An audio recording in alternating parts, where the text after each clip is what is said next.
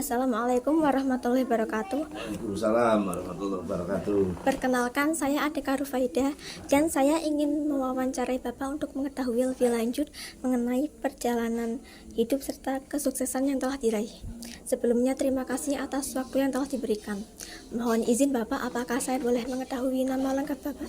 Boleh, nama saya lengkapnya Muhammad Haji Kholis Jazuli ya. Haji Muhammad Kholis Jazuli, alamatnya Kranji Gang Masjid.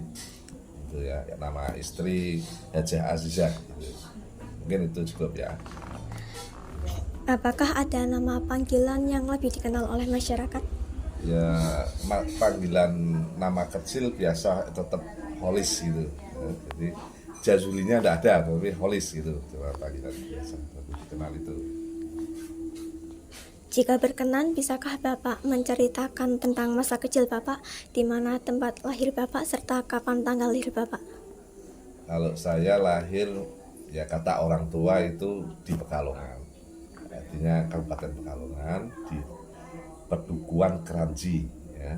Tanggal lahirnya 3 September tahunnya 1964. Ya masa kecil saya waktu itu karena ya termasuk zaman dulu ya, artinya masih 64 itu kan zaman G30S mendekati itu ya, masih sangat tradisional ya permainannya, main-mainnya masih tradisional, tidak seperti sekarang gitu Pak. Pakai dolanannya ya pakai ya apa itu bambu, terus kalau di kampung itu namanya pelapah ya, daun pisang dan lain sebagainya gitu main-mainnya itu. Selanjutnya, saya ingin mengetahui tentang perjalanan pendidikan Bapak, di mana Bapak menempuh pendidikan mulai dari sekolah dasar hingga ke perguruan tinggi. Kalau saya mohon maaf, perguruan tingginya tidak tercapai, artinya tidak nyampe. Jadi saya sekolah awal di TK atau RA Muslimat Kranji.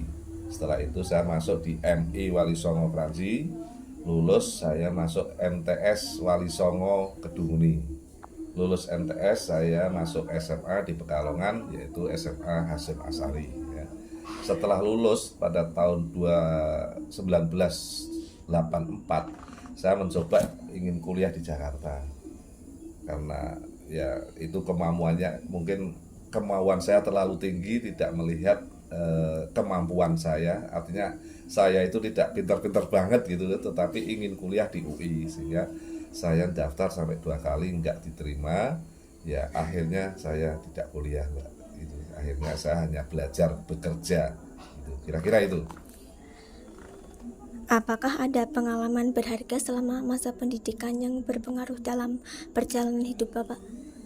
Kalau pendidikan itu yang menurut kami yang sangat bermanfaat terjun di masyarakat waktu saya ikut diklat di Bina Desa di Jakarta, tepatnya itu di Jalan Gunung Sahari 3, yaitu sebuah lembaga swadaya yang bantuannya dari luar negeri, itu didik kader-kader pelaku yang mau bekerja sosial di masyarakat. Itu saya pernah ikut setelah daftar kuliah itu, saya pernah ikut semacam diklat pendidikan selama 6 bulan kalau nggak salah. Itu menurut saya sangat berharga dan sangat bermanfaat untuk terjun di masyarakat. Waktu itu saya juga prakteknya di Sumatera, di Lampung Selatan, sama di Banjarnegara gitu. Kira-kira itu. Jika berkenan, bisakah Bapak diceritakan bagaimana peran keluarga dalam perjalanan hidup Bapak? Otomatis peran keluarga sangat mendukung ya, terutama orang tua. Setelah orang tua saya ya boleh dikatakan sudah usianya lanjut, sekitar 80-an, ibu 70-an, itu waktu saya belajar baik di Jakarta dalam mengikuti diklat-diklat atau pendidikan non formal itu, termasuk belajar untuk wira swasta bekerja itu, ya keluarga kakak-kakak saya itu yang bantu gitu. Jadi karena saya itu berkeluarga besar, artinya kakak beradiknya sangat banyak. Kakak beradik saya itu sampai 14 orang, yang meninggal masih kecil 2, terus yang sampai nikah itu ada 12 orang. Jadi keluarga menurut saya sangat rukun dan sangat membantu, yang siapa yang tidak mampu sampai sekarang pun ya kelihatannya masih saling membantu. Apakah ada sosok dalam keluarga atau kerabat yang sangat berperan dalam perjalanan hidup Bapak? Ya hampir rata ya, artinya perannya masing-masing. Bantu saya rasakan bantu saya itu perannya masing-masing, karena ya orang hidup itu kan butuhannya masing-masing. Waktu saya sekolah di atau MI atau SD, SMP, SMA, sampai ikut diklat-diklat itu pendidikan non formal itu, yang bantu hampir semua keluarga saya atau terutama kakak-kakak saya itu bantu semua, tapi bentuknya yang beda-beda. Tetapi ada waktu saya mau wira swasta, yaitu terjun di konveksi, itu memang ada yang beberapa orang yang ngasih modal gitu ada. Tetapi semua hampir saya merasa dibantu gitu. Ilmu saya bisa motong, kakak yang ini, yang memberikan uang untuk belanja kakak ini, terus yang memfasilitasi mesin kakak ini. Jadi gotong royong gitu Mbak. Semua berperan keluarga. Selanjutnya, saya ingin mengetahui lebih jauh mengenai perjalanan karir Bapak hingga bisa menjadi anggota DPR. Bagaimana awal mula Bapak merintis karir di dunia politik? Sebetulnya saya itu tidak punya cita-cita ingin jadi DPR, intinya itu. Saya memang awalnya pesan orang tua ini, ya jangan kerja saja, tetapi bermasyarakatlah, membantu masyarakat apabila dibutuhkan masyarakat. Nah, di situ ya saya di masyarakat terjun karena saya itu boleh dikatakan kaum Nahdliyin. Saya waktu muda terjun di namanya organisasi Ansor. Setelah di Ansor itu ke NO, dan NO terus di Kranji ada semacam yayasan sosial, yaitu Yayasan Nurul Anam. Saya juga terjun menjadi pengurus Yayasan Nurul Anam. Nah, itu setelah bermasyarakat, kenal sana kemari dan sebagainya, itu pesen orang tua pokoknya itu dijalankan saja, tetapi juga tidak meninggalkan pekerjaan, tetapi juga jangan meninggalkan masyarakat. Nah, setelah itu memang teman-teman mendorong untuk supaya terjun di politik. Sebetulnya saya tidak mau, karena kedorong-dorong terus, akhirnya saya ditarik-tarik menjadi pengurus partai politik. Ya, awalnya saya tidak mau, tapi ke pengurus Yayasan Nurul Anam iya, saya NO iya, Ansor iya, tetapi ke politik tidak mau karena didorong-dorong terus. Akhirnya saya ya karena manusia ingin mencoba, ingin tahu seperti apa. Pertama saya terjun di politik itu waktu itu hanya partai, karena ada tiga, Golkar, PDI, P3. Saya terjun di P3. Setelah itu di P3 ada partai yang dilahirkan kembali oleh NO, yaitu namanya PKB tahun 1998. Itu akhirnya saya dari NO diutus saya supaya masuk ke partai PKB sebagai sekretaris PAC Kedunguni. Setelah itu PAC Kedunguni saya terlibat berapa tahun, masyarakat nyuruh lagi untuk jadi menyalak, rasanya nyalak DPR itu ya, dia pertanyaan itu.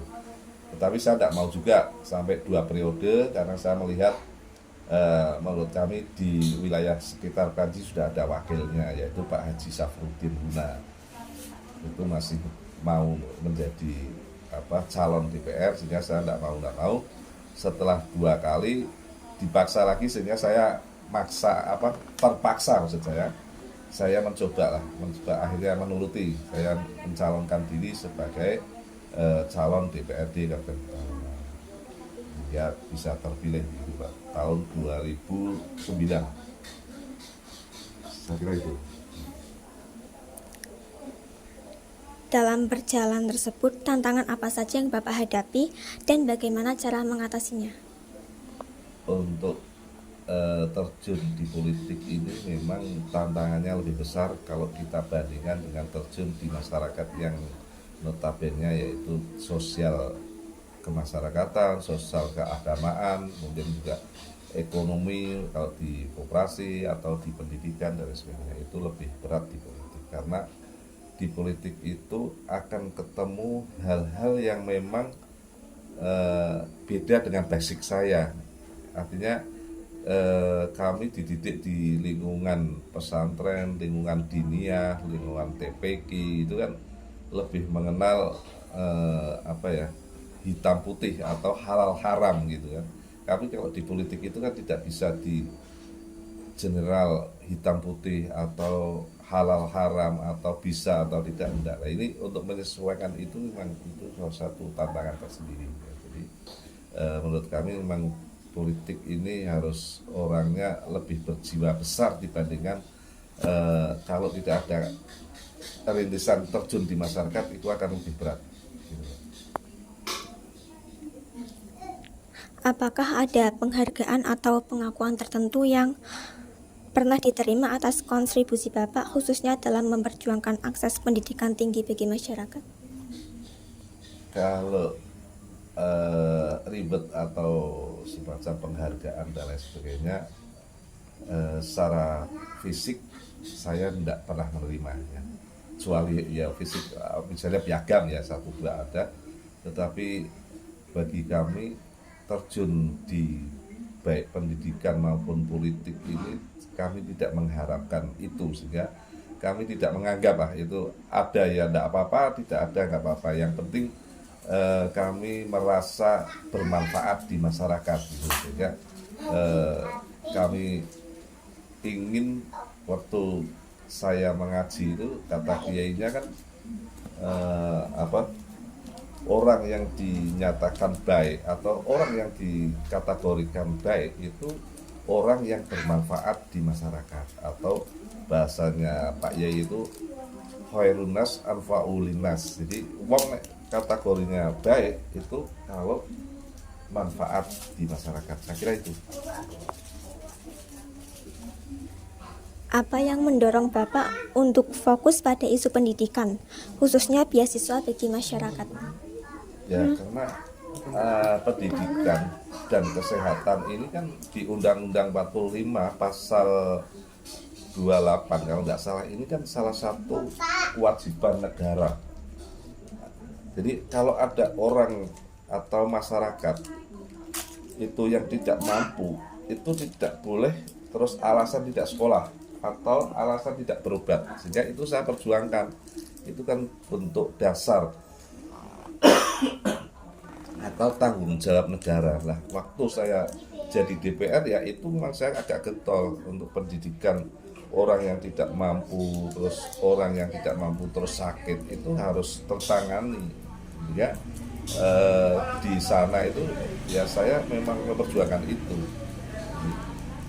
dengan segala cara. Misalnya saja kalau kemarin-kemarin saya mencoba lobby tentang karena ada masyarakat, beberapa masyarakat ingin kuliah tidak mampu, ya kita carikan yang namanya PIP ya, waktu itu lewat kaji bisri dan lain sebagainya. Ini memang karena saya merasa saya sendiri tidak kuliah, merasa ya ada kekurangan daya pikir orang itu. Kalau pendidikannya rendah mesti akan beda dengan orang yang pendidikannya lebih tinggi. Coro orang kampung bilang itu punya alat potong atau namanya palading gitu ya, dari kampung itu kalau nggak dia asah ya mesti susah gitu kan untuk ngiris-ngiris. Tapi ya itu sama, otak pun kalau ngasai hanya SD SMP kemungkinan kalau menghadapi masalah akan cepat putus asa. Sehingga saya memang concern sampai sekarang, apalagi pemerintah sudah mewajibkan 9 tahun wajib belajar. Jadi saya kalau ketemu masyarakat itu mesti anak jenengan jangan sampai tidak lulus SMP. Sekolah dimanapun, ayo saya siap bantu kalau urusan uang. Misalnya di swasta pun kalau nggak bisa bayar SPP, nggak bisa bayar uang ujian, ayo ngidepi sampean bisa milu ujian. Saya dampingi ketemu kepala sekolahnya ya. Karena itu sudah diwajibkan harus 9 tahun dengan lewat bos itu. Kalau orang yang tidak mampu asal sudah mau minta SKTM dari kelurahan, sekolahan harus membebaskan. Nah, untuk SMA ini memang masih kita perjuangkan di Kabupaten Pekalongan, siapa tahu nanti bisa 12 tahun seperti kota dan kabupaten lain. Di Kabupaten Sleman, Kota Semarang dan lain sebagainya itu kan pemerintahnya sudah mewajibkan 12 tahun sehingga harus lulus SMA. Bagaimana proses Bapak dalam memperjuangkan program beasiswa agar bisa tersalurkan dengan tepat sasaran? Ya kita mesti juga selektif ya, artinya supaya tidak salah sasaran, kecuali yang memang sudah diwajibkan oleh pemerintah 9 tahun itu kan tidak lihat orang tidak mampu, orang mampu, semua yang penting dapat bantuan bos, berarti kan bisa gratis semua. Tetapi kalau yang SMA, yang kuliah ini memang kita cari orang-orang yang memang tidak mampu, sehingga ya kita harus ketemu orangnya, dalam arti ini anaknya atau wali muridnya atau mungkin ya orang tuanya, sehingga kita harus ketemu. Setelah itu oh iya memang tidak mampu, tetapi ada kemampuan ya kita perjuangkan, kita salurkan, kita carikan gitu lah, kira-kira itu. Jadi tidak semua orang kita bantu. Kalau orang yang sudah mampu ya kita biasa aja, tapi orang-orang yang tidak mampu, kalau orangnya malu, kemarin itu saya tanya beberapa orang lulusan Semandung juga, saya tanya mau kuliah kemana, ini ada saluran belum, ini itu seperti itu Mbak. Saya cari itu. Terima kasih atas waktu dan wawasan yang telah diberikan. Saya berharap Bapak Holis kedepannya terus sukses dalam karir dan kontribusinya. Ya, matur nuwun Mbak.